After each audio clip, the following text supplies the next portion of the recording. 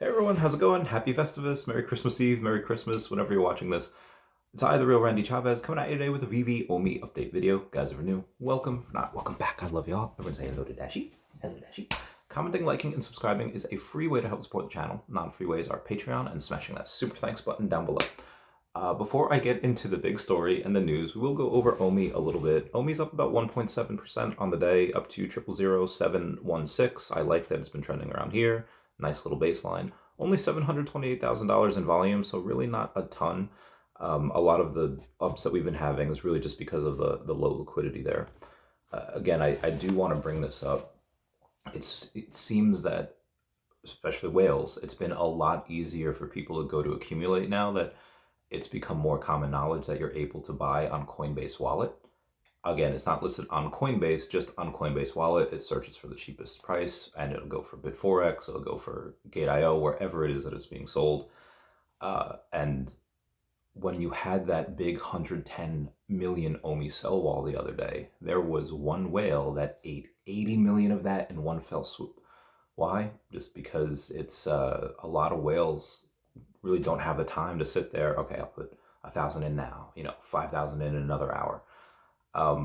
A lot of them really do wait for that liquidity. So as soon as Omi gets on a couple of exchanges, that liquidity will allow a bunch of whales to come in and really scoop up a lot all at one time. It'll be a lot easier.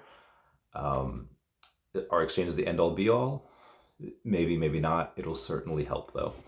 Hopefully we get those. I mean, David already said we applied for all of those exchanges, top tier ones. We're just kind of waiting on them.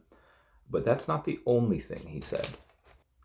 David just had a surprise interview with Caffeine Daily. Caffeine Daily is just a website from New Zealand. They focus on mostly startups, but David decided to go and give them his time. And it's titled How a Kiwi Startup Brought Some of the World's Most Beloved IPs into Its Digital Universe. Despite decades of experience in collectibles working with valuable IP, bringing brands like Marvel, DC, Disney into the digital collectibles world still require hustle, says Veve co-founder David Yu. The person who wrote this was Caitlin Sykes. Seeing people move increasingly into the digital world, David Yu has a stark realization. He needed to build a product that would essentially kill his own business. A lifelong collector, Yu had an early start as an entrepreneur reselling stamps and phone cards at the age of 14 before opening his first retail collectible store, Games R Us, at age 17. After 20 years of establishing businesses and introducing us to cultural phenomena like Pokemon cards and tabletop games like Dungeons & Dragons and Warhammer, he sensed increasing retail industry disruption and audiences migrating online. In 2017, he co-founded Orbis Blockchain Technologies, known for its Veve app, a platform where its users collect, trade, and showcase digital collectibles in the form of NFTs. Launched in late 2020, Veve has partnered with some of the best-known IP owners in the global entertainment industry, such as Disney, Marvel, DC, Pixar, Lucasfilms, just as a few, along with other major brands like Lamborghini and the US Postal Service. Ahead of sharing his founder journey on the main Sunroom stage at Sunrise Aotearoa, hope I'm pronouncing that right, Yu talked with Caffeine about just what it took for a Kiwi startup to convince the owners of some of the world's most beloved IP to come into its digital world. Caitlin asked, what were some of the main challenges when first approaching IP holders like Marvel, DC, and Disney about the concept of Veve? David said, number one, there was this difficulty of the one app.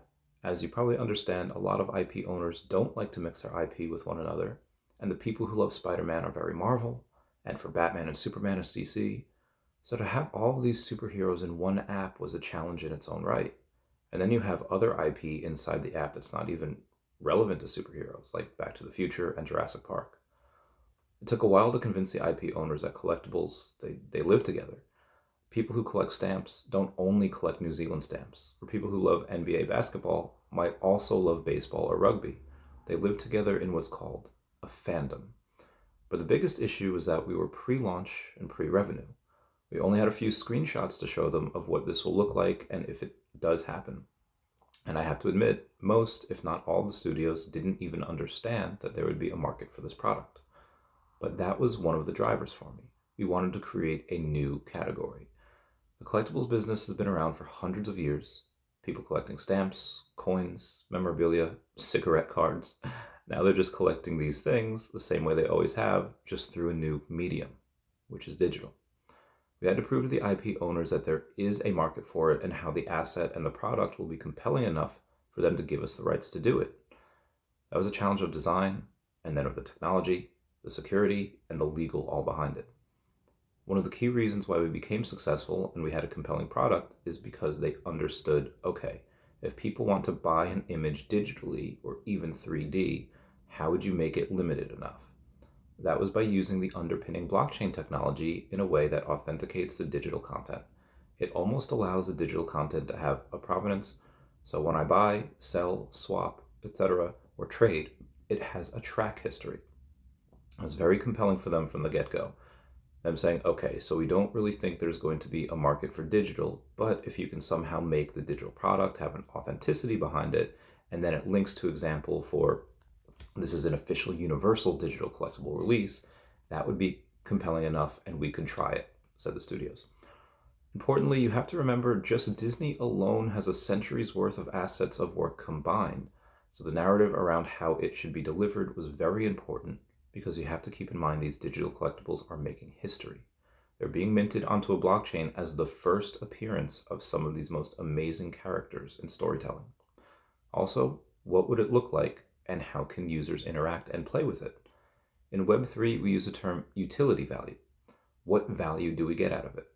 The NFT business that we are in, it's the digital collectibles aside, but just really what called a byproduct or something that could be possibly bigger.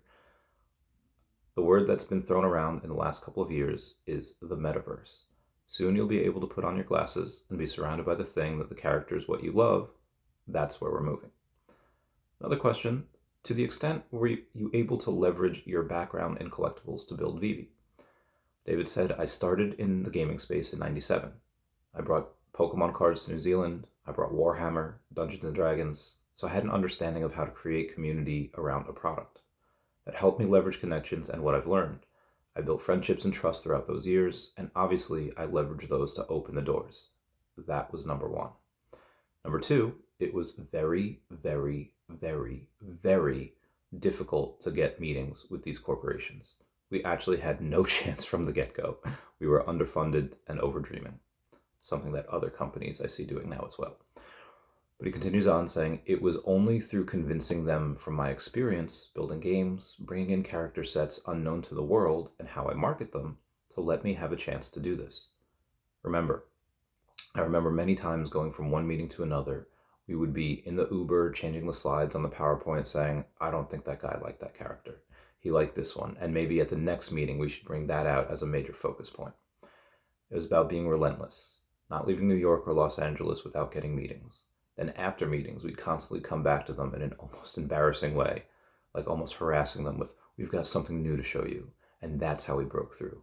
And we would go from junior executive and slowly rise to the vice president or the president in the meetings. We hustled. Another question is, what's next in terms of brands or IP that you're targeting? Here's where it gets fun. David says, we continued to be developing new vertical products to align with what we're doing. And again, they're all IP related. We're moving into the category of music and the category of gaming. I think there's going to be a new category coming out for people collecting music they love, but it will be through a digital collectible way. For example, when I was young in university, my dream was to own a jukebox. So you can imagine that as a collector, we're going to be releasing beautiful jukeboxes, and then you could start buying digital records. It's going to be vinyl records, but the digital vinyl records, so you can start listening to the music and you'll own one of those rare records with the album cover. It has your serial numbers on it, it has the year it was minted as a digital collectible, and you can play with it, so you have utility value as well. I'm going to stop right there. We were supposed to get this in December. That's the one thing that David mentioned on Crypto Reigns and Dr. Stuff's stream. Likely we will get it in Q1. I don't know if that's going to be in January, February, March, or even if it gets delayed to Q2 because they have Veveverse coming out, because they have OMI Utility coming out. There's a lot of things that could put that on the back burner, but this is huge. What licenses do they have in order to get records for and album covers? I guess we'll see. But David continues saying, furthermore, Veve has a range of vehicles. They release a Lamborghini Murcielago over the weekend, so you could buy music, put it in the car, and it will play as you control the car. Oh my God, that's just incredible. Could you imagine going up, let's say, when Veve has gamification in the Veveverse, whether it be through IP branded worlds or something that people create themselves? Riding up in your DeLorean, riding up in your Ecto 1, riding up in your Lambo, and you have this epic entrance music coming on.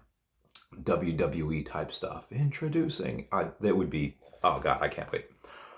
But he's saying that's how people in the digital world flex. People buy Rolex watches in real life because they wear them to go out and show, I got a Rolex. People who live in the digital world, they go, well, I own this digital Lamborghini. And more people are doing that. So shout out to Caitlin Sykes for the interview. I do think David misspoke. I don't think this interview was around the time of the Murcielago, because the Murcielago was released in September. This interview was literally released like today, like a couple minutes ago as a filming of this. I think he was talking about the more recent one that came out in December. But again, who knows? This article might have taken 3 months to edit. I'm not sure. Anyway, the music thing is exceedingly exciting. And then you not only have the jukebox, the music, the vinyls, but the fact that you could play that in your car while traveling around the Veveverse is heckin' nuts. I can't wait. So everyone, please comment, like, and subscribe. Comments are good for the YouTube algorithm. And everyone say bye-bye to Dashi. Bye-bye, Dashi. I love you guys. Goodbye. Yeah.